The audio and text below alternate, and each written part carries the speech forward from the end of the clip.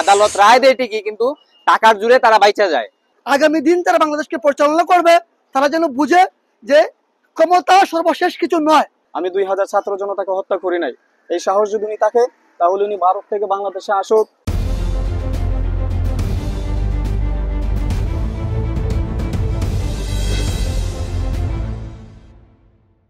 গতকালকে যে শেখ হাসিনার ফাঁসির রায় দেওয়া হয়েছে, এটা মূলত কতটুকু বাস্তবে পরিণত হবে এখনো কিন্তু আমরা এই সম্পর্কে অবগত না।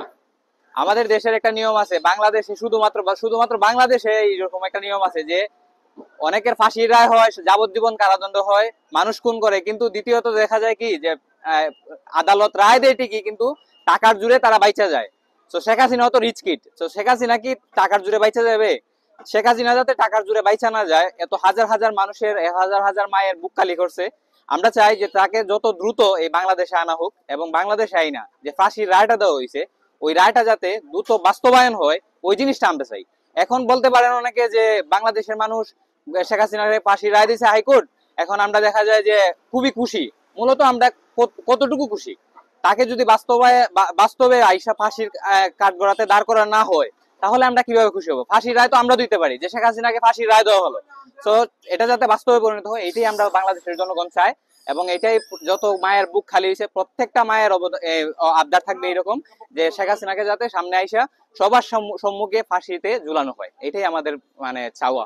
গত 17 নভেম্বর খুনি হাসিনার বাংলাদেশের জনগণের উপর গত জুলাইয়ে ছাত্র জনতার উপর যে একটা নির্মম ক্র্যাকডাউন করেছে, যে গণহত্যা করেছে, গণহত্যার বিপরীতে আজকে গতকাল যে রায়টি এসেছে হাসিনার বিপক্ষে, হাসিনাকে মৃত্যুদণ্ড দেওয়া হয়েছে বাংলাদেশের আদালতের পক্ষ থেকে, সেই রায়ের প্রতি আমরা ছাত্র জনতার একজন প্রতিনিধি হিসেবে আমি সন্তুষ্ট, আমি খুশি। সেই খুশিতে গতকালকে আমরা মিষ্টি বিতরণ করেছি জনসাধারণকে নিয়ে।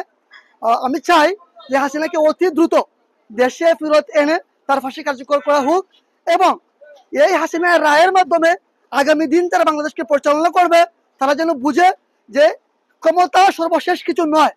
ক্ষমতায় থেকে কেউ যদি জনগণের উপর অন্যায় করে, জনগণকে হত্যা করতে চায়, তাহলে তারও একদিন বিচার হবে। সেটা কিন্তু গতকালের রায়ের মধ্যে পরিষ্কার হয়ে গেছে। টানা তৃতীয়বার অর্জন করেছে দেশের সেরা সুপার ব্র্যান্ড স্বীকৃতি বসুন্ধরা টিস্যু।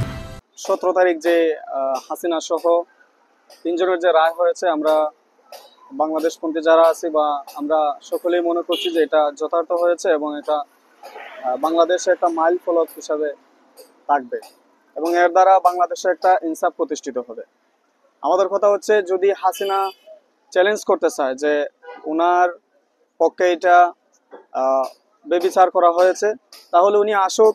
উনার যদি এই ক্ষমতা থাকে যে না, আমি খুনি নয়, আমি 2000 ছাত্র জনতাকে হত্যা করি নাই, এই সাহস যদি উনি থাকে তাহলে উনি ভারত থেকে বাংলাদেশে আসুক। যে রায়টি হয়েছে হাসিনার বিরুদ্ধে, সেই রায়টি আমরা সাধারণ বাংলাদেশের জনগণ সবাই খুশি হয়েছে, এবং সারা দেশে মিষ্টি বিতরণ হয়েছে।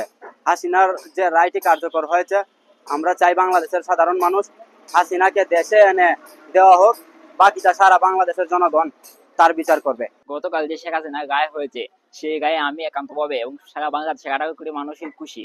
আমরা চাই দ্রুত শেখ হাসিনাকে দেশে এনে ফাঁসির রায় কার্যকর করা হোক, এবং দেশের শহীদ এবং গাজীদের প্রতি সুবিচার করা হোক।